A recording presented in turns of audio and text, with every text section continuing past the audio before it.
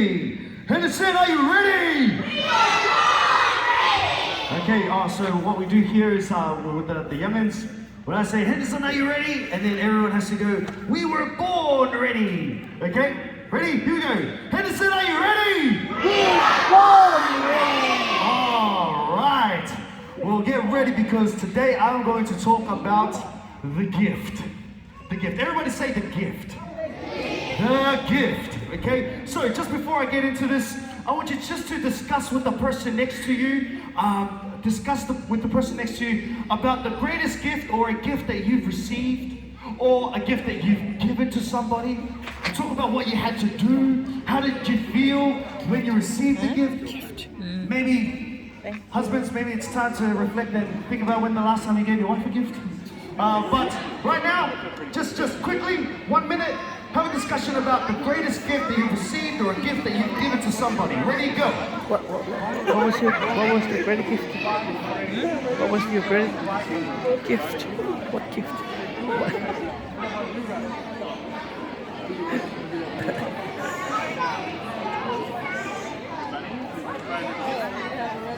What was the greatest gift you received?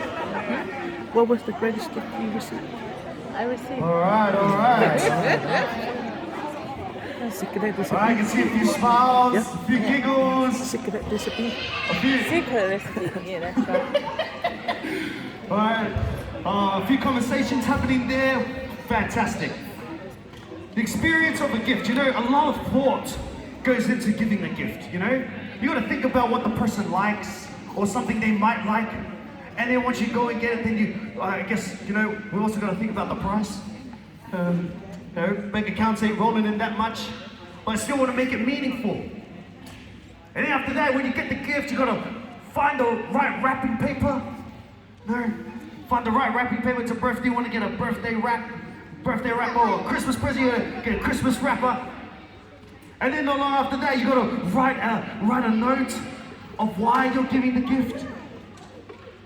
And then hoping that they will like it. But then on the other hand, when you receive the gift, get excited, thoughtful, oh, man, thank you so much. This is great. You open the gift, and then your face determines whether you like it or not. And the thing is, in my culture, we like to give gifts. We like to give gifts, not just because we love the person, but it's because of who we are.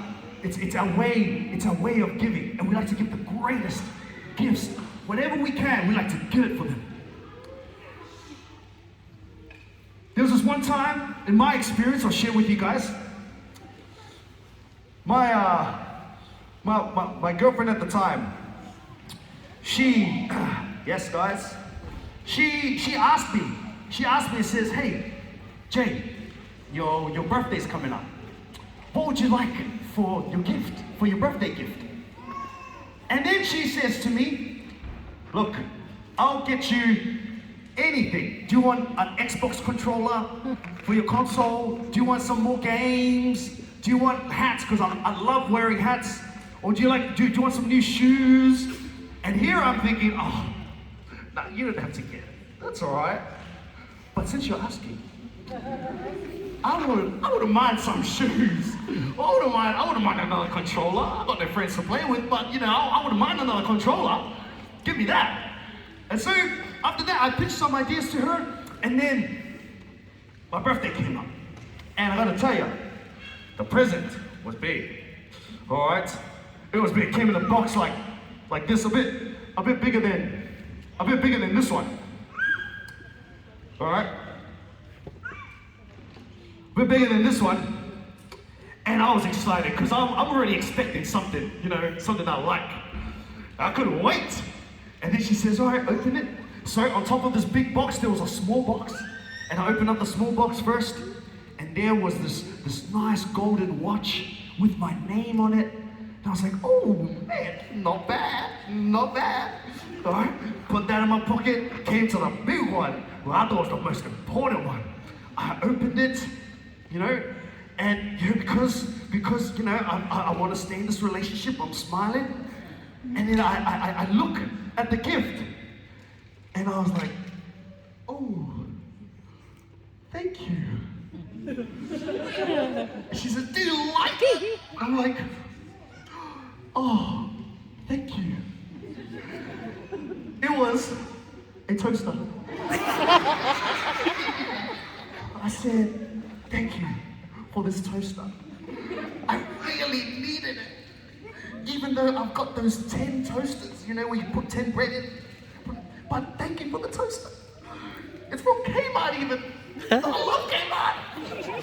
Oh, man.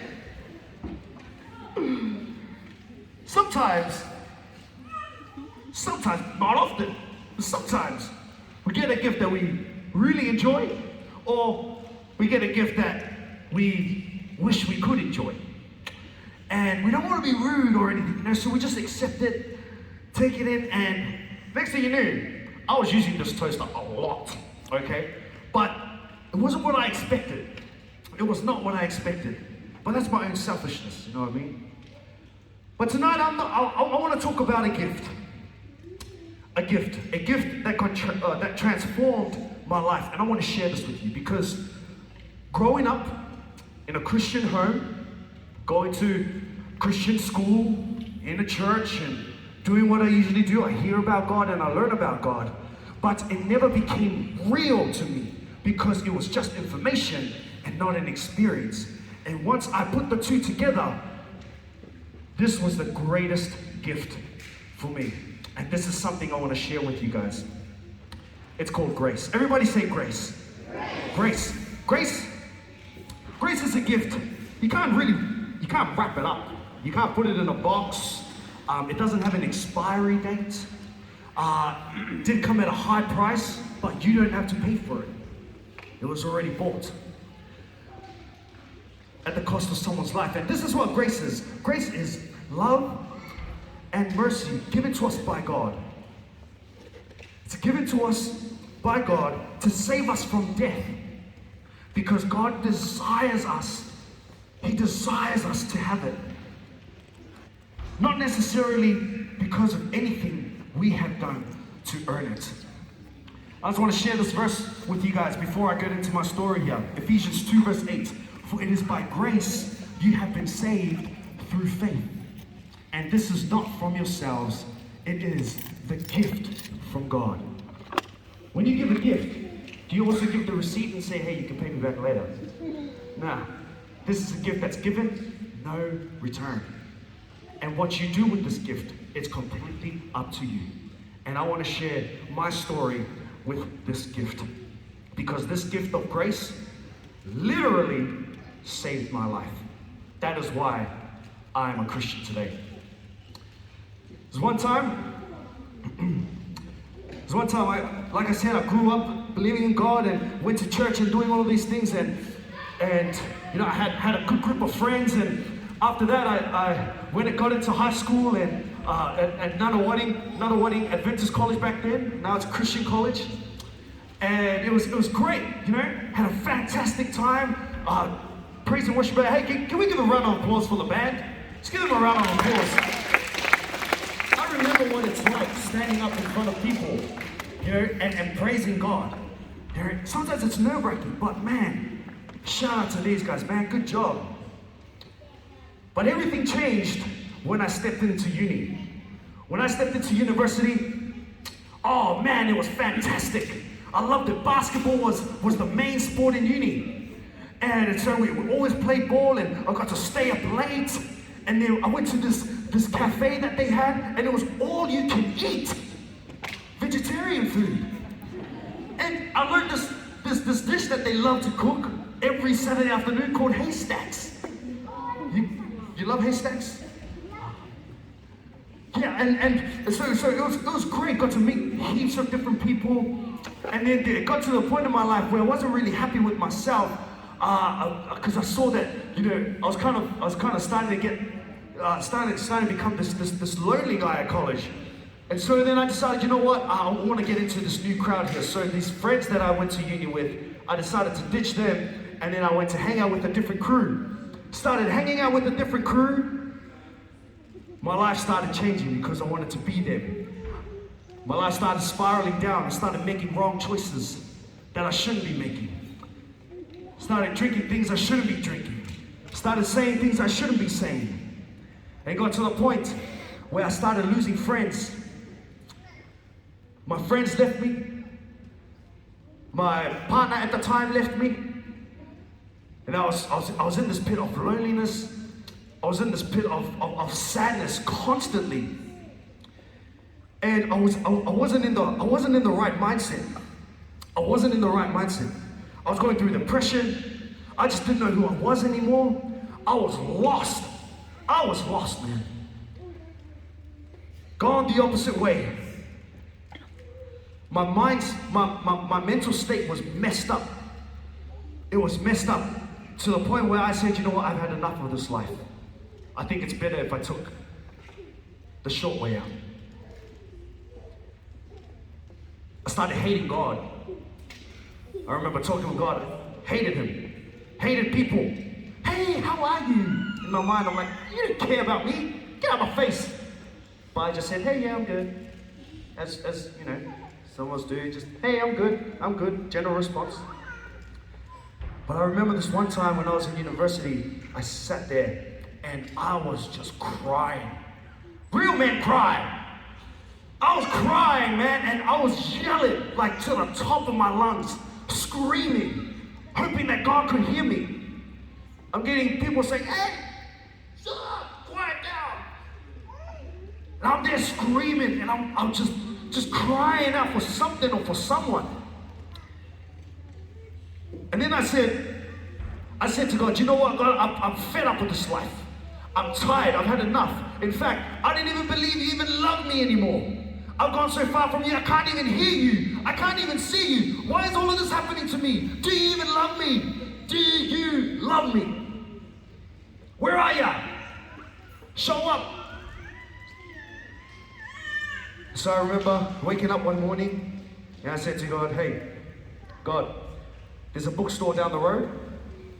I want to go get a book because I got 101 questions I need answers from.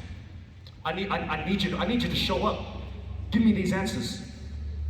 And so after that, I grabbed the keys, walked over to my car, and then just before I got in, my cousin came up to me. Hey, man, can you take me to the bank in town? Oh, okay, yeah, get in. And then turns around and he calls his friend. They both get in the car. I'm like, all right, let's go. We drove over to the bank. He's gone in the bank. We're chilling outside. And we're just talking, talking, still in this messed up mental state, emotional, like everything. Just talking to my friend, and then suddenly, in the corner of my eye, I see this guy walking over to the car. And then when I turned my head, he ducked down and he goes, hey gents, how you doing today? It was this guy, a police officer. I said, hey, well, something wrong? And he says to me, yeah, do you guys know where you're parking? And I'm like, yeah, we're just parking here at the curb. And he says, have a look at the sign here. And I looked, and it said, police car park only. And I was like, oh, and you know, I'm sorry, officer, let me just get out of your way, okay? Let me just, step out of the car, please. And I'm looking up, and I'm like, get out of the car. He says, hey, show me your license, please. I showed him my L's, my learners. He looks at it and goes, looks around the car. Where are your L plates? Officer, I don't have one. Okay. You, sir, in the car. Can I see your license, please? Gave him his ID. It was his school ID. I was like, what kind of ID is this? It's your school ID. And then this guy says to the officer, well, that's all I got. And I'm like, oh, this is getting any worse. Then he says, so you're driving around with passengers in your car? I'm like, yeah. Do you own this car? No. Oh, okay. And then my cousin walks out of the bank. Hey, what's wrong? And that officer goes, can I see your license, please? Oh, your ID. He pulls out his learners. 2 learners, 1 school ID. He looks at me and he says, come into the office. You can't even imagine what's going on in my head right now. And just this battle, I'm just venting at God, not showing up. I get into the office and then he says, all right, mate, I want you to call the owner of this car because I'm about to fine you $1,000. I was a uni student. I only had enough to get meagering from Coles.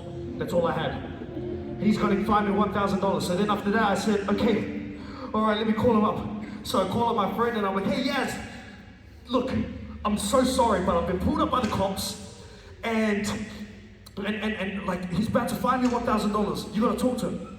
And this is all I heard. Hey, hi, this is Officer Jackson.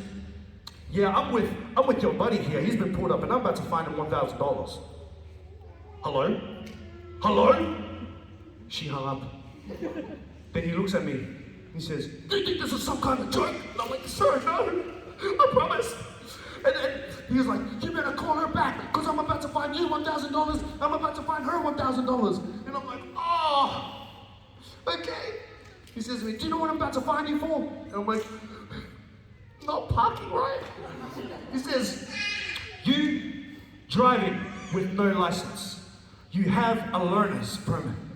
You have a learner's license. You have no L plates. You parked in a police car park. This car doesn't even belong to you. You got passengers in the car. You got passengers who have no license. And I'm like, he's ripping me apart, man. So I'm about to fine you $1,000. You've been calling back on the... Yes, this is no joke. I'm at the police station. You better come. You better come now. Talk to him. Because she knows that I'm a prankster. But I'm not joking this time. And this is all I heard. Yeah, this is Officer Jackson. No, this is no joke. He has been fined. I busted him. And you need to come to the office. Hello? Hello? Oh man, I felt this small. And then he's like, you better get in that car, pretend like I didn't see you, go back to wherever you came from, pick up your friend, come and tell your friend to drive a car here, because I'm going to fine you both. Get here at 3 o'clock. If I'm not here at 3 o'clock, you wait there. And I'm like, oh man. Get in the car. I see my friend, told her to get in the car. Then she tells me she doesn't have a license. Oh man. And so we get to the station. He's obviously not there. And we're sitting on the curb. And she's just babbling on. I can't even remember what she said because I'm in my own mental state here. And I said, literally, word for word, I said to God, God, we're through. We're through. I've pulled the plug. Because you have not showed up today. All I wanted was a book. And now I'm getting booked. Officer Jackson comes in. He comes in and then calls both of us in the office. And then he says to my friend Yaz, I got him good. She says, I thought you were joking. And then he says to her, look at him. Does he look like this is a joke? She looks at me and she's like, oh, definitely not. And then after that, he says, this is what I want to fine him for. And this is what I'm going to fine you for. $1,000 each. Learner's license. No L plates. The car doesn't belong to him. Parked in a police car park. Driving with passengers who have no license. He listed all my fines. He says, I'm about to fine you as $1,000. And I said, you know what, this is it. And then I remember a slight pause, and then he says to me, but I'm gonna waive it. You can go, just don't do it again. I won't fine you. I stopped and I said, wait, what? He says, I'm not gonna fine you. I'm not gonna charge you, just don't do it again. And my friend, she's like, oh, thank you, officer, thank you, officer. I'm standing there like, what? This does not make sense. And at that point, right at that second, God stepped in for me. He stepped in for me. But the story doesn't end there. I told my friend, drop me off at the bookstore. That's all I wanted. I get to the bookstore, she drives off. I walk into the bookstore, the door's open. The first book that my eyes laid upon was 101 Questions with God. I grabbed it. I want to buy this one. All right, bought it. I just opened up the book. The first question that I read was, does God still love me? Because in that point, I realized that cop represented Jesus for me. Jesus, I stand in front of his court, guilty. These are my fines, God. And God says, yeah. Jesus says, yeah, these are your fines, and it's a pretty long list. In fact, I'm about to charge you $1,000. In fact, I'm about to charge you the penalty of sin, which is death. I'm about to charge you that, but I forgive you. I did not deserve that. I didn't deserve this grace that this officer said. And you know what's funny? I talked to some locals in Morisset, and they told me this officer, right? This officer was known as the most ruthless officer in town. And through the guy who was known as the most ruthless, he's the one who showed me grace. It's a real thing. Grace is a real thing, and it's available for each and every one of us today. The gift. That wasn't as clear enough to illustrate the amazingness of this gift of grace and how free it is to you. Let me share with you this. An 11-year-old girl, she's excited because Christmas is coming up. She's excited Christmas is coming up and she wants to get something for her dad. And she got a box and she put her gift in it, and they didn't really have much. They didn't have much money. But she went and she wanted to buy gold wrapping paper. And so she sat down and she started wrapping her gift with gold wrapping paper. And then her dad comes in. And her dad looks at her and says, "What are you doing? Don't you know we needed that money? You're just wasting the paper. You're not even wrapping it right. Spend all that money on this gold paper, we should have got something cheap." But then the little girl said, 11 years old, she says, "But Daddy, I'm wrapping this gift for you. I've got this gift for you." He's like, oh, thank you, darling. Okay. All right, well, you go wrap it there. Wrap it. You do your thing. She wraps it up. And then comes Christmas time. He's excited. She picks up a little gold gift, gives it to Dad. Dad's excited. He rips off the wrapper. He looks in it. And there's nothing in it. He gets mad. Don't you know, if you want to get somebody a gift, you need to put something in it. What is this empty box? And he's just going off at it, and she's just crying, sitting there. She's just crying. And after his whole rampage, she looks at him and she says, "Daddy, there is a gift in there. I blew kisses for you, and I blew it in this box. And it's there to show you and to remind you how much I love you." His heart broke. It broke even more when a few months later she got into a car accident.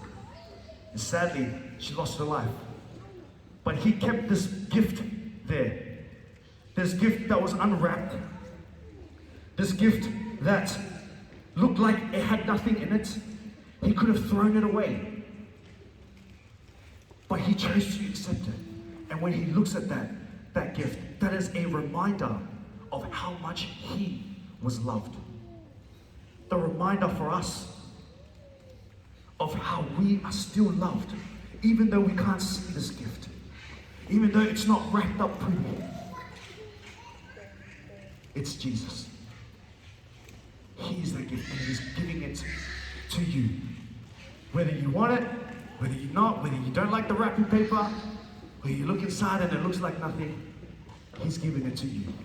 And that is my story to share of why this gift is the most amazing gift for me, and it's available for you today. Let's pray. Jesus, we just want to thank you so much that you thought about us and you've given us this amazing gift where you have saved us and forgiven us from our sins. Thank you that you don't look at our history list, but instead you shred it up because you forgive us, because you love us. And may we continue to be reminded of how much you love us, which is the greatest gift of all. Thank you so much for all that you do, all that you've done, and all that you're about to do. In Jesus' name, amen.